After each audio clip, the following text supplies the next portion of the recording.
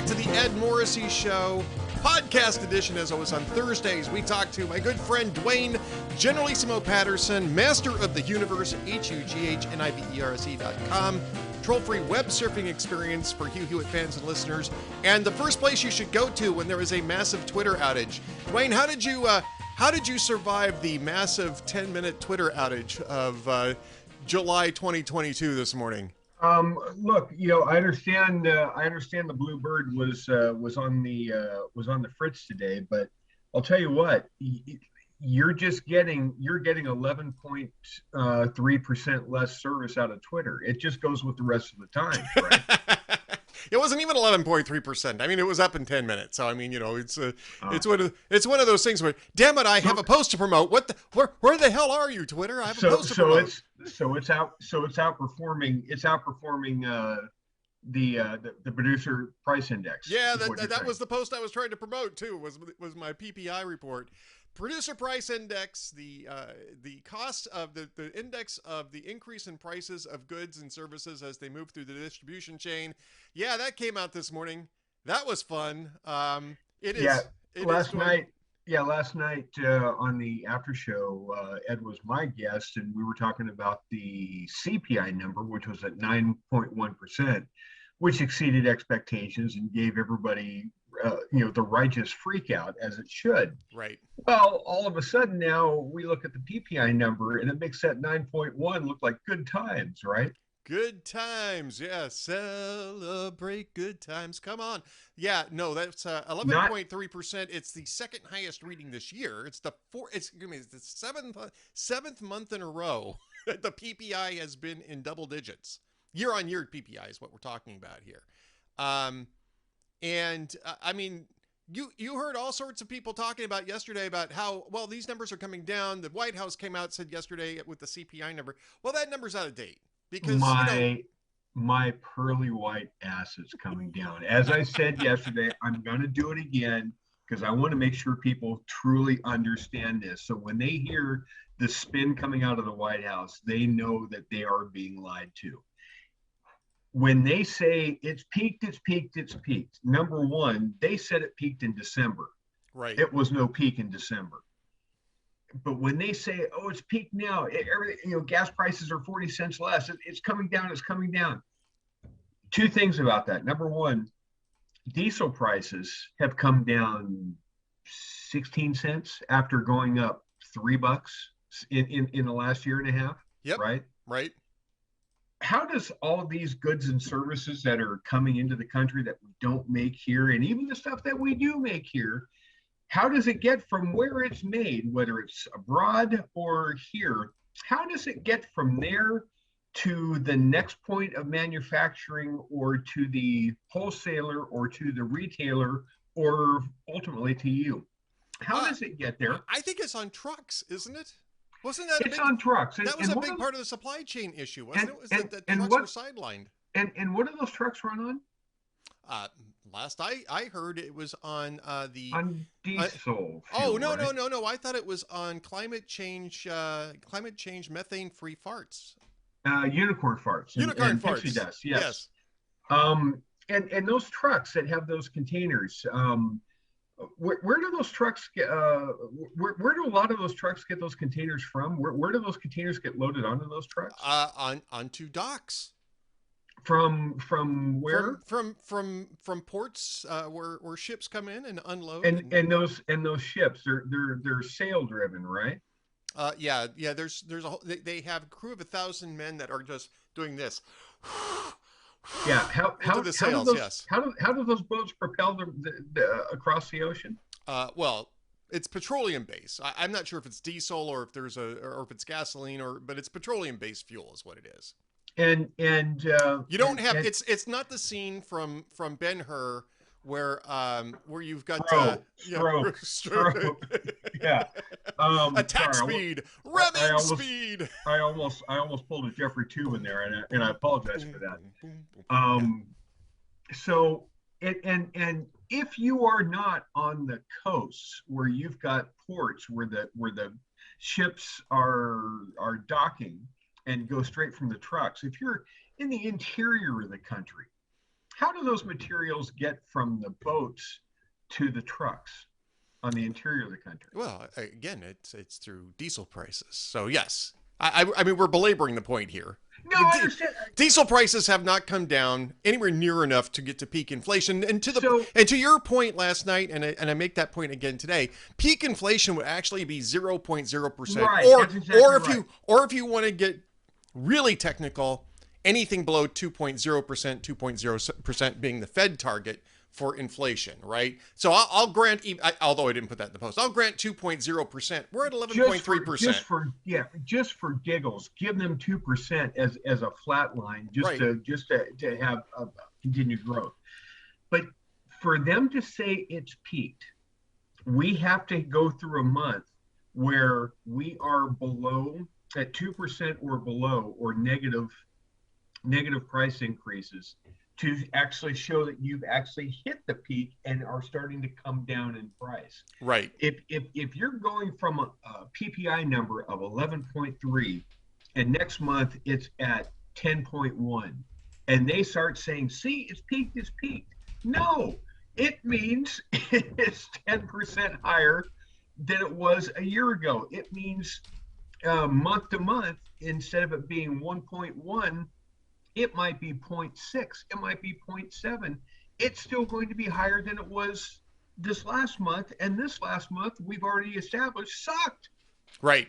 Yes, it sucked. And so, yeah, we're very, very, very, very, very far away from a peak. And with the producer price index, those price increases along distribution chains will eventually get leading indicators for inflation. What the CPI is going to be. Yes. So you're going to be seeing larger numbers in the CPI for the next several months as these issues get worked out, because of course when price increases hit producers and distributors, it gets passed along. Price increases get passed along to the end use consumer. I have seen sane economic forecasting that shows that all the way through the election of 24, we are going to be looking at inflation rate, CPI numbers, bottoming out at about 6%. And yep. I'm sure the Biden administration is going to be saying, see, we're finally back down to normal.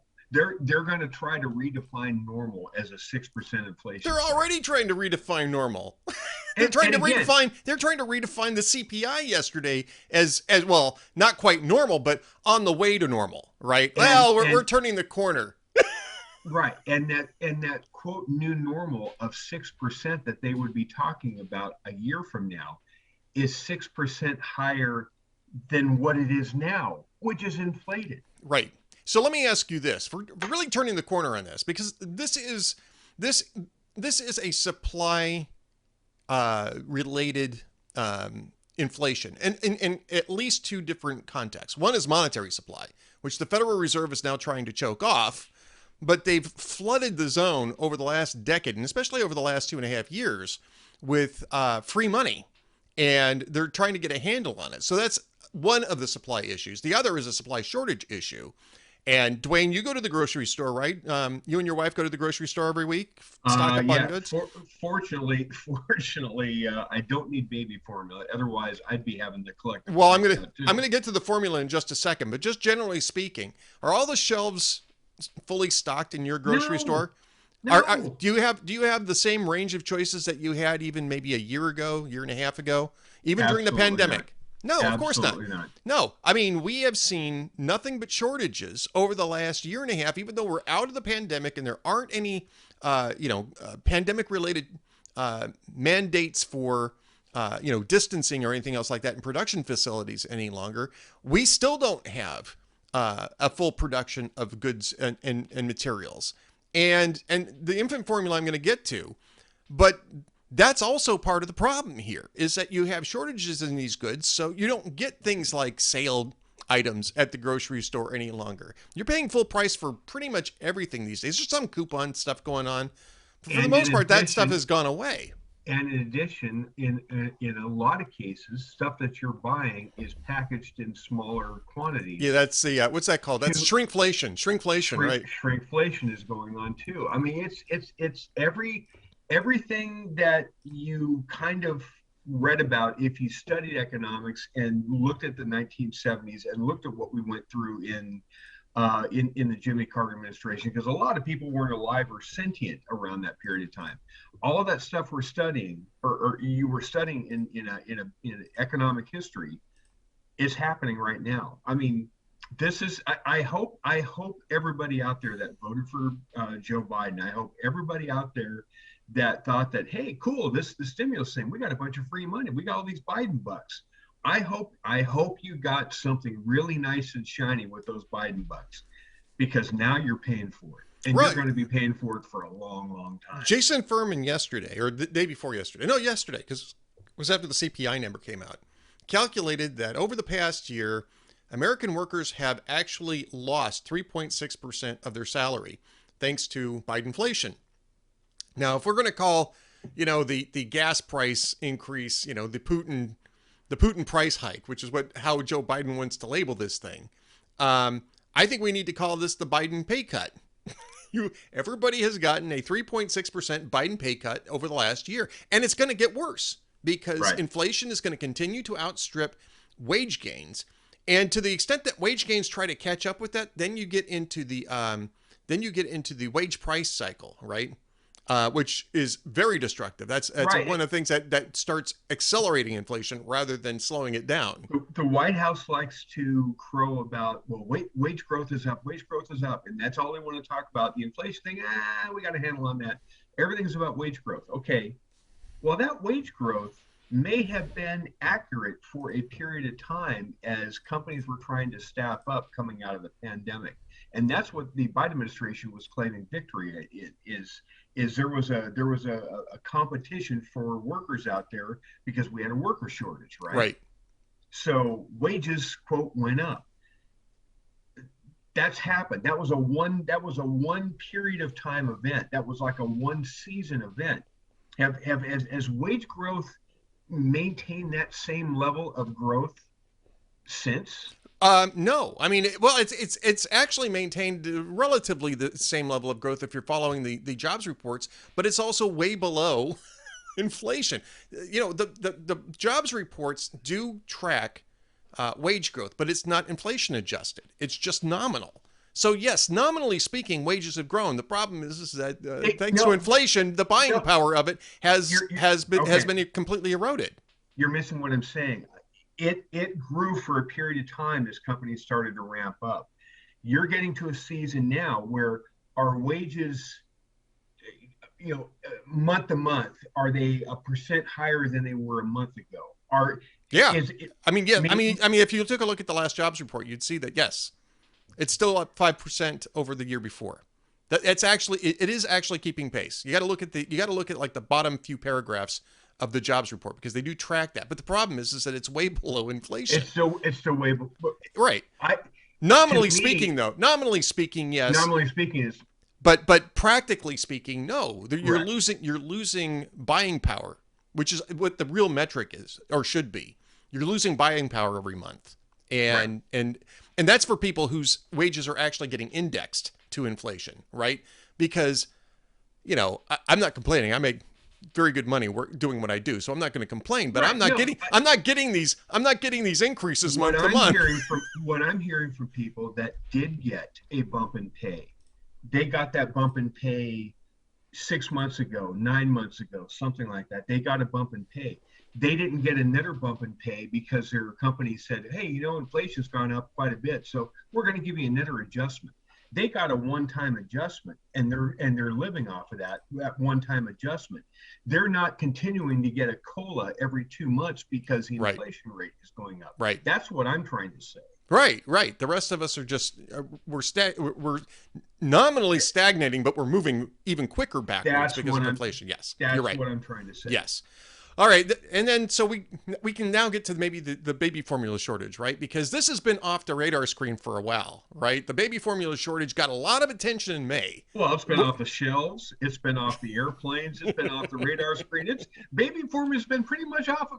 It's been off of everything. It's been off of the list of babies. It's been off of everything. Yes, it has. And the Biden administration said that they were all over this when they launched that website. They had top men on it. Top man. Operation Baby Formula, or Yeah, Operation airlift. The airlift. Wet Nurse, or whatever they called it. They were going to start flying all these things in, all these plane loads in, and that kind of just disappeared, didn't it? It just kind Yes, of fell off of the it headlines. fell off the radar screen after the airlift started. That fell off the radar screen. But the Wall Street And Journal follows up today to tell us that the situation's even worse. right, so after that airlift and after all that baby formula that we should have been able to make here that we don't and we had to import, are all the shelves completely full and everybody's satiated? They are worse than they were at any other What I point in thought. this formula shortage, and the airlift has will actually, it's not even done yet. It's going to be finished sometime this month. It will have brought in enough formula to account for less than 1 week's consumption in the United States. That's after what, 2 months of airlifts from Europe. I mean, this is a yet another indication of complete incompetence and a failure to follow through, even in this case, not just strategically, but tactically. A good tactical solution would be to tell the FDA to drop the labeling dispute that they've got with European manufacturers so that you could start having imports while we're getting American, just do it temporarily, right? Lift tariffs on formula from Canada. So at least temporarily, you can get these imports to come across and you don't have to send Air Force jets over to pick it up. They will send it over because they want to sell it here. They're not doing that. Now, when this shortage really started to manifest itself, it's been building for a long time, but when it really started to manifest itself, and it became a crisis for the White House because people were getting those are two different. Those are two different things. It started to manifest itself last fall. It didn't become a crisis for the totally. White House until May. When the media started reporting on yes. it, and it started to reflect in polling, and people really started to lose their excrement over it. Well, when parents started to tell people, my baby's going to starve if you don't start getting formula into the United States. You've got parents having to put $6 gas in their car to go hunting, a 100-mile radius to go try to hunt down baby formula. Right.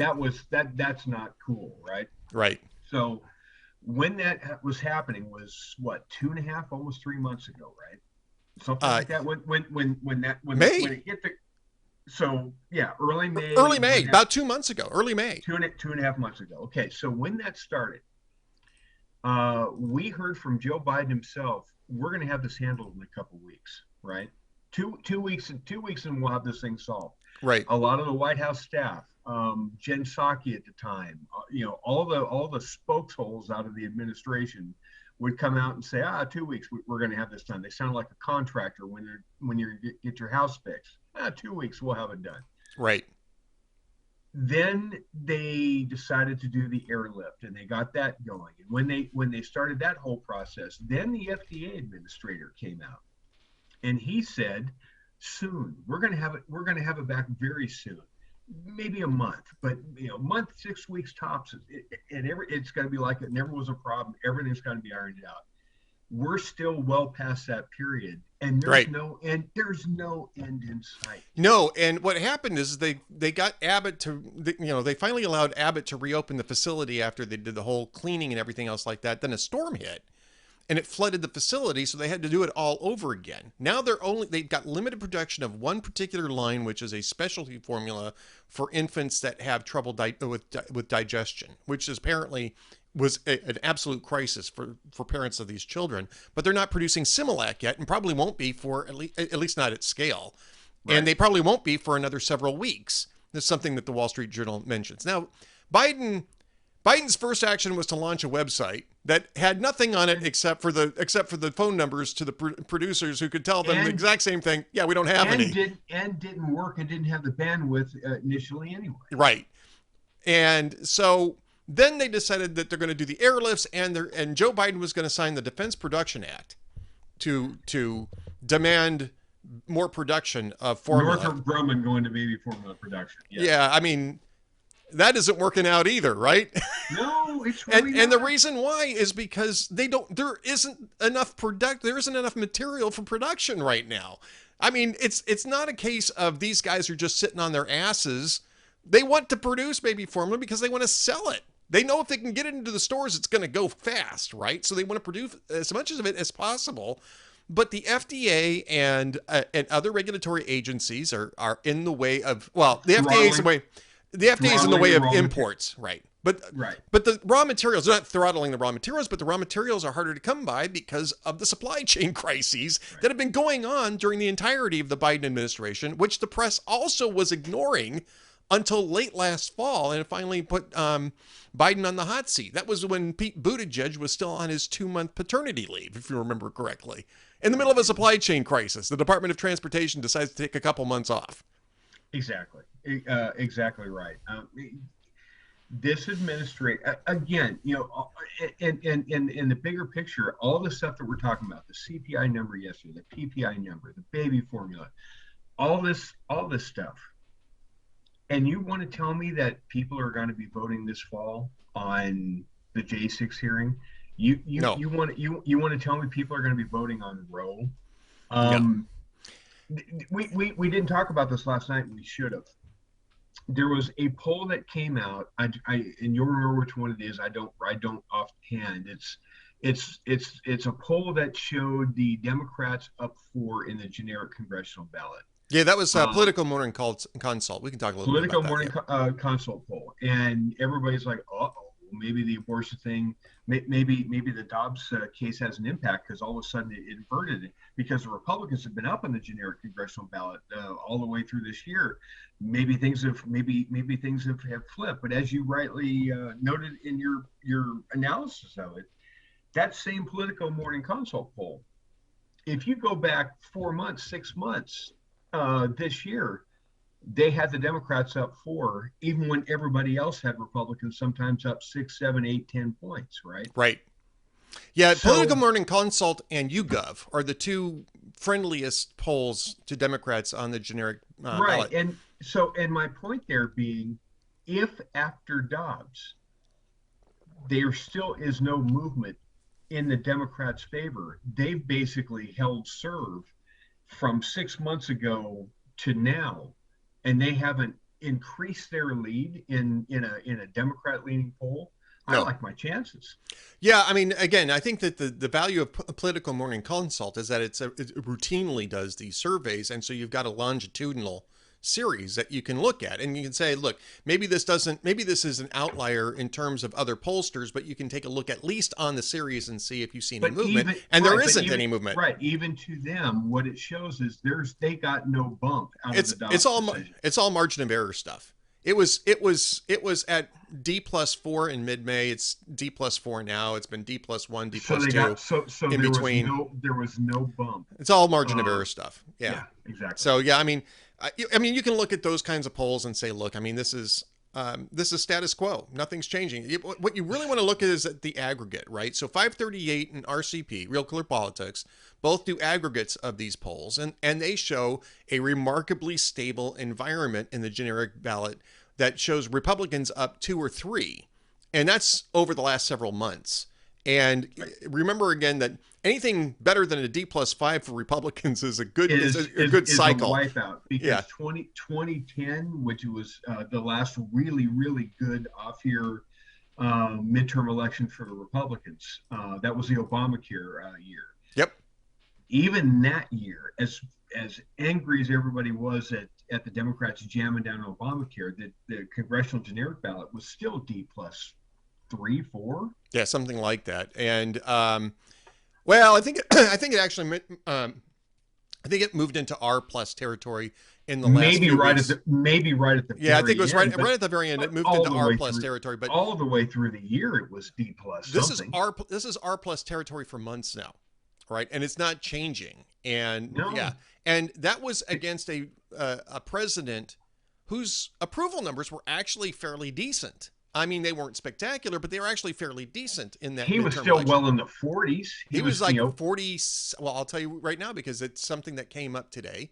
In a different story, yes. In a different story, this is the 538 has a story out either last night or this morning. I think it might have been, no, it was this morning. Oh, I'm sorry. I'm looking at the wrong aggregate, but it was out last night.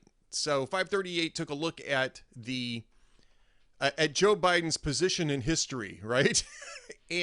Right. And Obama was at 47%. Yeah. Okay. Right? Yeah. Roughly 47%. That's 9 points higher than Joe Biden is, right? Well, 8 points higher. 8 points higher. It was 8 points higher than Joe Biden is right now. And Republicans won 63 House seats. They won. Oh, they almost took enough to take back the Senate. They did it 4 years later. Right. They did that 4 years later. But I mean, these were very. This is a very different environment. And that brings us to. I mean, you've got the NRSC now spending money on a Republican candidate in Connecticut. Yeah. Well, I'm not sure how wise that expenditure might be, but it's they've got the money. They've got the range now. One, they've got the money, and two, they're on offense. Right. They're seeing vulnerabilities in Connecticut. Right. That brings us to the Atlanta Journal-Constitution AARP poll in Georgia. Which nonsense. You and Hugh talked about that this morning, right? Hugh said he brought me on just I had no idea where he was going. Just to gripe about this. It's just to gripe about this. He says, Duane, he said, what's the worst poll in a presidential year that you can recall? He said there's one poll in mind that I'm thinking of in 2020 that was the worst poll, the one that got it, a statewide poll that had the 2020 race the absolute most wrong. And so that's easy. That's the Wisconsin poll. He said the Wisconsin poll showed Biden beating Trump by 17 points. And I said the final was Biden plus 0.6 or something. Yeah. So they missed that by 16.4%. He goes, right. And who did that poll? And I said, I forget which poll it was. He said it was ABC Washington Post. Yeah, that's right. Yep. He said two of the bigs in the business, and they missed that by 17 points. He said statewide polling is broken and it's biased. And he says, I'm not buying it. He says, I'll eat my hat if Herschel Walker loses that race. He said, there's no way. So I took a look at the AJC poll, and just to let people know, Brian Kemp in this poll is up by 7 points over Stacey Abrams, which is amusing enough. Which shows surprising strength that he's beating an incumbent like that. That's true. He's up against, it's incumbent versus incumbent.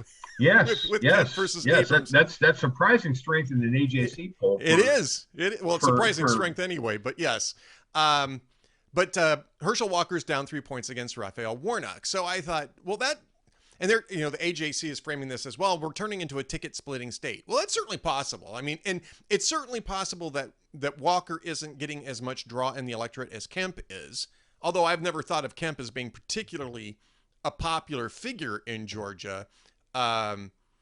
He's a much more experienced politician, and Walker's had some stumbles on the campaign trail. So that point is certainly plausible. I'm not sure 10-point gap is plausible, but at least it's plausible, right? However, 10 points in the gap, I should note, not 10 points nominally.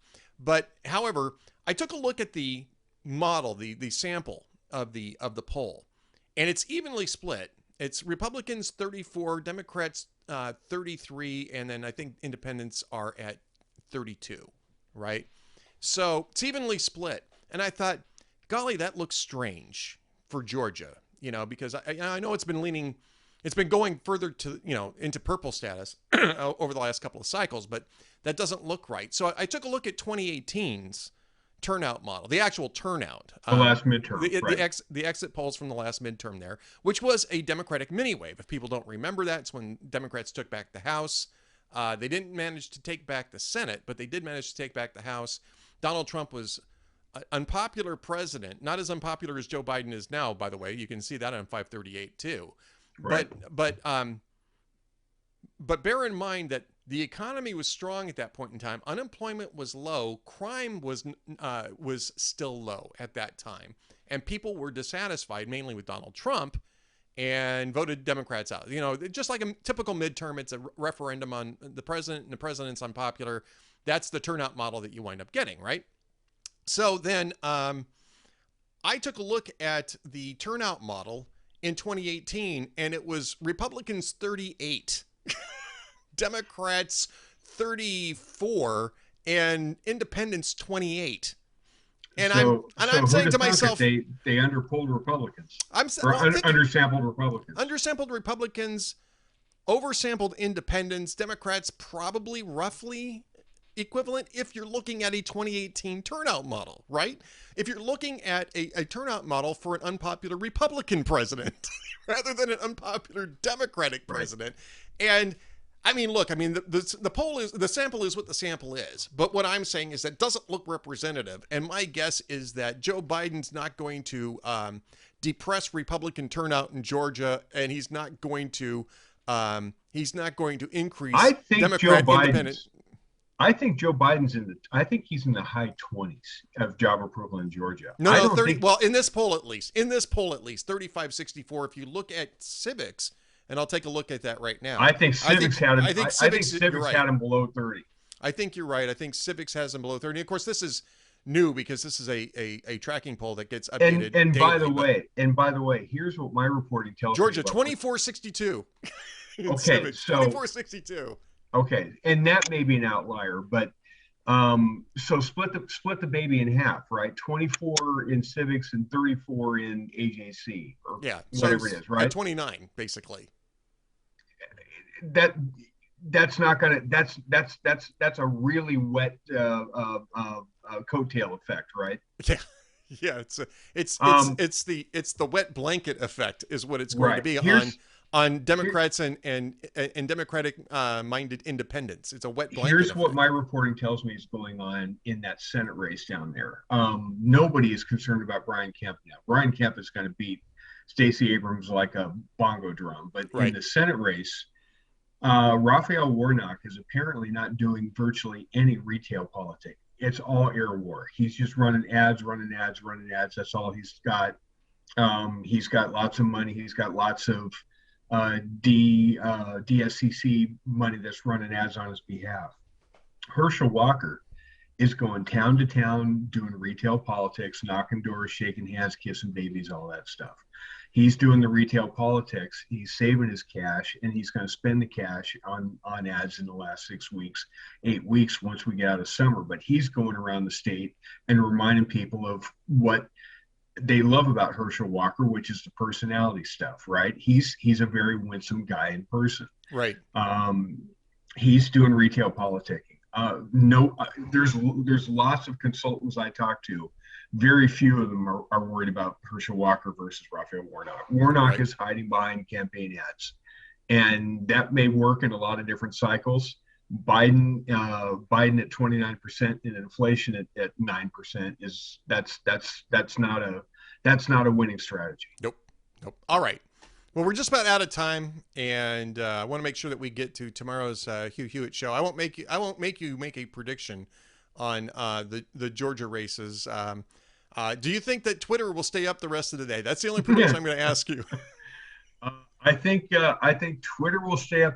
I think Twitter will have a better day than the Dow apparently is going to have. Yeah. By the time that this actually gets put out, the market will be either closed or close to closed. As we're taping this, it's off 523 points.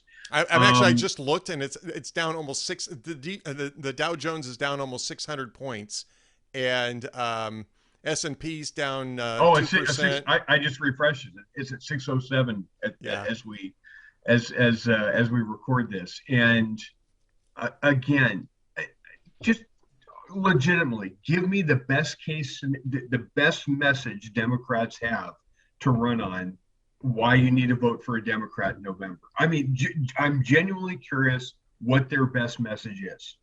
Yep. I don't know.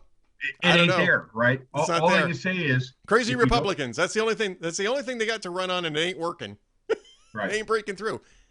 All right. So what's coming up on tomorrow's Hugh Hewitt show, Duane? Larry Arn, Sonny Bunch will do movies. I think Hugh's going to do the economics of movies tomorrow with Sonny Bunch. Like, okay, so what does 9% inflation do to the box office take? Does that affect people going to the movies, or is it just the fact that there's a bunch of rotten movies out and no good movies to see? Is that what's causing a lot of problems? But how is the theater industry or the movie industry reacting to the price hikes? That's an interesting question. I think it really is based on content, because Top Gun Maverick has been just absolutely doing, slam bam box office. I mean, it is a monster at the box office, and for good reason. It's a really good movie. I really enjoyed it. It was a good movie. It was a good flick. I really enjoyed it. Yeah. There's a reason the Minions is outperforming Lightyear, and there's lots of comparables between the two. They're both the second they're prequels in a franchise, and both movies are the fifth movies in their respective franchises. I mean, there's lots of comparables, and the Minions outperformed Lightyear in its fourth day. Right. And it's why? Because you put out a good product, people will come see it. That's exactly it. People are going to get more picky. That's what really the impact is going to be. People aren't going to waste money on bad product. I think what we're going to dive into is there's going to be less tolerance for rotten movies, because they're a relatively cheap way to entertain yourself. Yep. All right. Well, Duane Generalissimo Patterson, that comes up at 6 a.m. Eastern time tomorrow morning, 5 a.m. in God's time zone, 3 a.m. on the left coast. And of course, if you're a member of the Universe, you can watch the show. If you're not a member of the Universe, then you have to tune it into your AM radio dial. Duane, where should people go if they can't find it on their AM radio dial? Well, if they can't find it on the AM radio dial, I think what you do is you bring in Pete Buttigieg and you explain to the GM, if you don't fix the supply chain issue right now and put Hugh on the air, Pete's going to stay here and work on baby formula in your office. Actually, I think what you have to do is, if you're looking on the AM radio dial, you have to add 11.3% to the frequency that you've been looking for it on. Yes. Because inflation, the dial on inflation is moving over, folks. So if it's not at, for instance, in Minneapolis, St. Paul, 1280, AM 1280, the Patriot is now probably going to be more like AM 1293.6. By the time you finish the meeting, it's going to be at 1300. Exactly. Look at 1300, because that's where it will be after inflation. But you can always go to hughhewitt.com. And don't forget to tune in tonight. Join the Universe. Tune in tonight to Duane's after show. He's going to be doing a solo after show today, doing all sorts of clips and stuff. So that's always a lot of fun. Duane, thanks for being with us. We'll talk to you next week. My pleasure. Thanks, guys. All right. Stay tuned for more from the Ed Morrissey Show coming up next.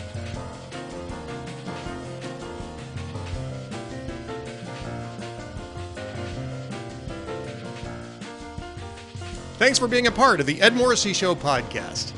Please subscribe at YouTube, Spotify, and Apple Podcast for further episodes of the Ed Morrissey Show.